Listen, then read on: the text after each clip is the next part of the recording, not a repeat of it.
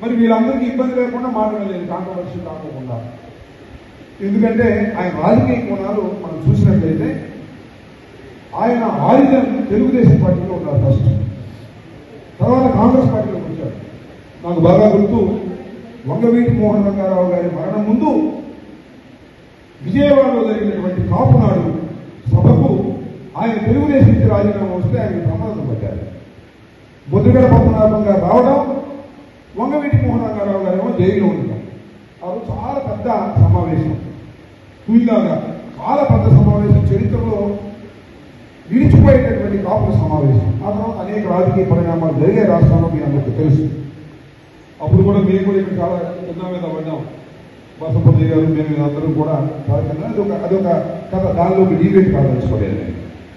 ఆ రోజు నుంచి ముద్రగడ పద్మనాభం గారు రాజకీయాల్లో కులకోణాన్ని ప్రవేశపెట్టి కులానికి న్యాయం చేయాలి అని అనేక పోరాటాలు చేశారు. కొన్ని పోరాటాల్లో ఆయన విజయాలు సాధించారు, కొన్ని పోరాటాల్లో విజయాలు సాధించలేదు. చాలా కష్టాలకి నష్టాలకి పడ్డటువంటి వ్యక్తి. ఇందాక చెల్లు జనార్దన్ చెప్పాడు, చంద్రబాబు నాయుడు గారు ముఖ్యమంత్రిగా ఉన్న రోజుల్లో ఆయన కాపు రిజర్వేషన్ కోసం పోరాటం చేసే రోజున ఆయన్ని నిరాహార దీక్ష కూర్చోగానే తలుపులు పగలగొట్టి పోలీసులు తీసుకెళ్లారు.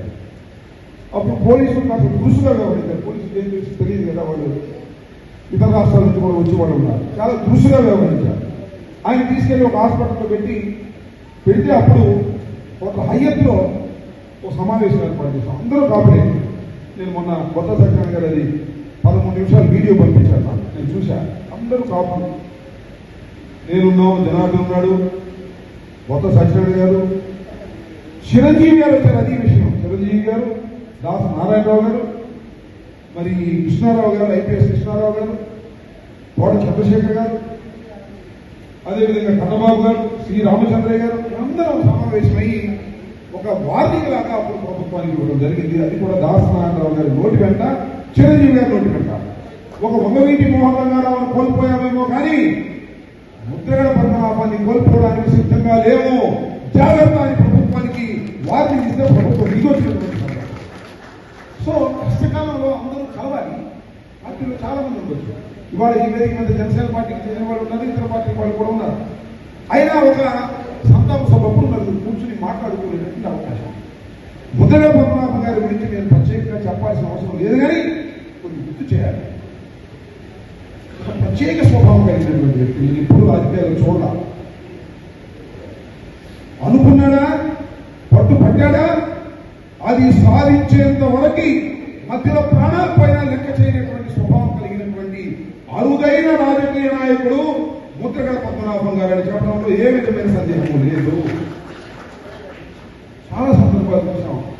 ఆయన నిరాహార దీక్ష చేస్తున్నాడంటే ఏ ప్రభుత్వమైనా, శ్రీనివాస్ రెడ్డి గారి ప్రభుత్వం కానివ్వండి, చంద్రబాబు నాయుడు గారి ప్రభుత్వం కానివ్వండి, ఎన్టీ రామారావు ప్రభుత్వం కానివ్వండి, గడదలాడిపోయింది. ఆయన నిరాహార దీక్ష ఏంటంటే మామూలుగా నిరాహార దీక్ష కాదు, మనం కూర్చున్నాం నిరాహార దీక్షలు. 4 రోజులు పోయిందని ఎవడో పిల్లలు ఎదుగుతాడు, ఎవడో పిల్లలు ఎదుగుతుంటారు. చాలా మీరు చూశారు కదా, కూర్చున్నప్పుడు మాత్రం అద్భుతంగా కూర్చుంటారు. ఆ తర్వాత ఎవరొస్తాడో నిమ్మకాయ రాసి ఇస్తే తాగి తొందరగా లేపుదాం, గ్యాస్ ప్రాబ్లం వచ్చింది, బీపీ డౌన్ అయిపోయింది అని అనుకుంటారు. కానీ ముద్రగడ పద్మనాభం గారు నిరాహార దీక్ష చేశాడంటే సమస్య పరిష్కారం కావాలి, ఆయన ప్రాణంగా పోవాలనేటువంటి సందేశాన్ని అనేక సందర్భాలు ఇచ్చినటువంటి వ్యక్తి, అదే వ్యక్తి. పొట్టి శ్రీరామ్ గారి లాగా సరిపోలేదు, కానీ సాధించాడు. సాధించకపోతే అరెస్ట్ చేసి కొట్టి తీసుకెళ్లి నిర్బంధించినటువంటి సందర్భాలు ఉన్నాయి. చాలా రేర్ పర్సనాలిటీ ఇండియన్ పొలిటిక్స్ అని నేను మాకు ఈ సందర్భంగా చెప్పదలుచుకున్నాను. ఒక మీరు చూశారు కదా, తుని వ్యవహారం మేమందరం వెళ్ళాము.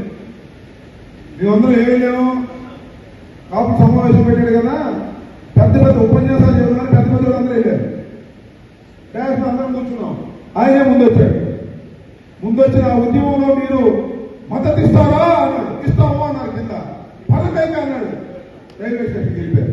మీరు అనగానే ఏం చేయాలి మాకు అర్థం కాదు, నిజంగా అర్థం కాదా. దేశం ఆయన ఎవరిని లెక్క చేయడు, ఎవరిని లెక్క చేయకోకుండా దేశం తీసుకునేటటువంటి వ్యక్తి ముద్రగడ పద్మనాభం గారు.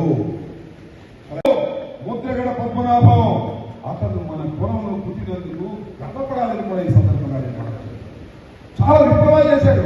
నిరాహార దీక్ష అంటే పోలీసులు వస్తున్న తలుపులు చేసుకుని సరైన మాత్రం పెట్టుకున్నాడు. వచ్చారా ఇంకేస్తా ఒకసారి తుపాకీ పెట్టుకున్నాడు. విప్లవకారులు తప్ప మామూలు వాడికి సాధ్యపడుతున్నాయి. రాజకీయ రైతుల్లో ఎట్టగొట్టం నిరాహారం చేసి మంచి పేరు తెచ్చుకుంటే మనకు మంచి పనులు ఇస్తాం అనుకుంటారు తప్ప ఎవరైనా మింగేసి చచ్చిపోదాం అనుకోరు. అలాంటి విశిష్టమైనటువంటి క్యారెక్టర్ కొంతమంది నచ్చదు. రిలేషన్ ఒక వివాదాస్పదమైన క్యారెక్టర్, అతని జీవితమే వివాదాస్పదమైనటువంటి జీవితం. అలాంటి జీవితాన్ని రాష్ట్ర ప్రజలు అందించాడు. అనేక పోరాటాలు చేశారు. అన్నిటికన్నా మించి నేను చెప్తున్నాను, రాజకీయాల్లో పైసలు తీసుకోకుండా ఎవరైనా రాజకీయం చేశారు చెప్పండి? ఎవరైనా ఇంతవరకు భారతదేశ రాజకీయాల్లో పైసా తీసుకోకుండా ఉన్న సొమ్మును తగలేసుకున్నటువంటి వ్యక్తి ఎవడో ముద్రగడ పద్మనాభం. అతను కాపు సర్వపరమైన కూడా ఈ సందర్భంగా మనం అలాంటి విశిష్టమైన లక్షణాలు కలిగారు. ఇవాళ చూడు, ఒకసారి ఎమ్మెల్యే అవగానే ఏం కొట్టేద్దాం అనుకునేవాళ్ళని, మట్టి అమ్ముదామా, లేకపోతే ఏమన్నా ట్రాన్స్ఫర్ చేసి డబ్బులు ఉందామా, లేకపోతే ఎక్కడ ఏం దొరికింది, పేకాడ డబ్బు పెడదామా, దానిలో ఎంత వస్తుంది, ఇలా ఆలోచించేవాళ్ళు ఏదైనా మన దేశం రాజకీయాల్లో ఉంది. కానీ ముద్రగడ పద్మనాభం గారు ఉన్నదమ్ముకున్నాడు స్వామి, ఉన్నదమ్ముకున్నాడు. వచ్చినవాడు భోజనం పోతే తల పెట్టి కొట్టేవాడు. భోజనం చేయాల్సిందే. ఆయన దగ్గర భోజనం కదంటే ముందు రోజు మానేయాలి, తక్కువ పక్కన పెడతాడు. అలాంటి స్వభావం కలిగినటువంటి వ్యక్తి ముద్రగడ పద్మనాభం. ఇన్ని విశిష్టమైనటువంటి క్యారెక్టర్లు, ఇంత పరిపూర్ణమైన జీవితం అనుభవించినటువంటి వాడు, పట్టుదలగా బతికిన వాడు రాష్ట్ర రాజకీయాల్లో ఎవడు లేడు రాడు.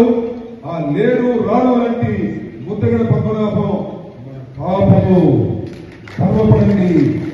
మనం ఉండలేనందుకు ఇంకా గర్వపడండి. ఎవరు ఉండలేదు అలాగా, ఎవరి వల్ల ఉంటే చెప్పండి, ఎవరు ఉండలేదు. అలాంటి విశిష్టమైనటువంటి క్యారెక్టర్ కలిగినటువంటి వ్యక్తి ముద్రగడ పద్మనాభం గారు. ఇంకో మాట చెప్తా, ఉద్యమం చేసింది ఆయన మంత్రి పదవి కావాలన్నా, ఎంపీ కావాలన్నా, ఎమ్మెల్యే కావాలన్నా, రాజకీయంగా ఏదో పదవి కావాలని ఉద్యమం చేయలేదు.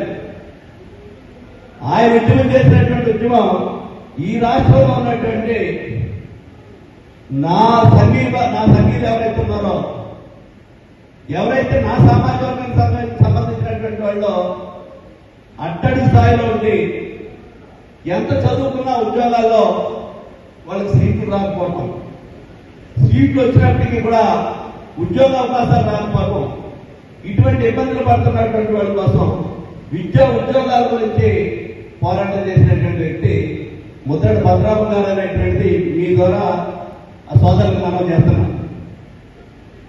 అందరి కోసం కాదు, ఈ సమాజంలో ఉన్నటువంటి ఎస్సీకి రిజర్వేషన్ ఉంది, బీసీలకు రిజర్వేషన్ ఉంది, అధిక జనాభాలో ఉన్నటువంటి మన సోదరులకి, మన కుటుంబ సభ్యులైనటువంటి కాపుల్లో పేదవాళ్ళలో ఉన్నటువంటి వాళ్ళ కోసం ఉన్నవాడికి అక్కర్లేదు.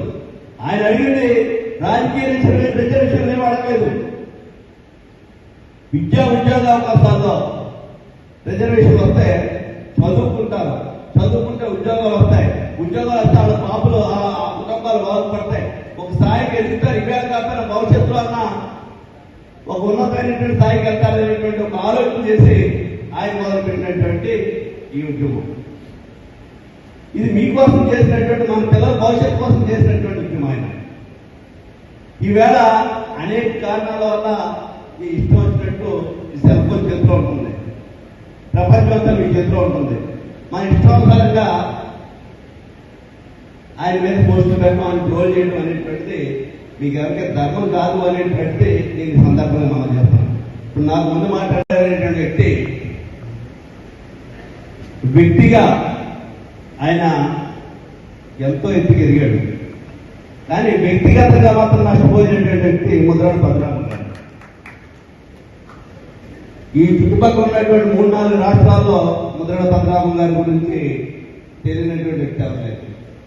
కానీ మాకు తెలుసున్నటువంటిది ఏంటంటే, వ్యక్తిగతంగా ఆయన ఏ స్థాయిలో రాజకీయాల్లో ప్రవేశించాడు, ఏ స్థాయిలోకి ఆయన కరిగిపోయాడు అనేటువంటిది చూసినటువంటి వ్యక్తిగతంగా నడిపాడు.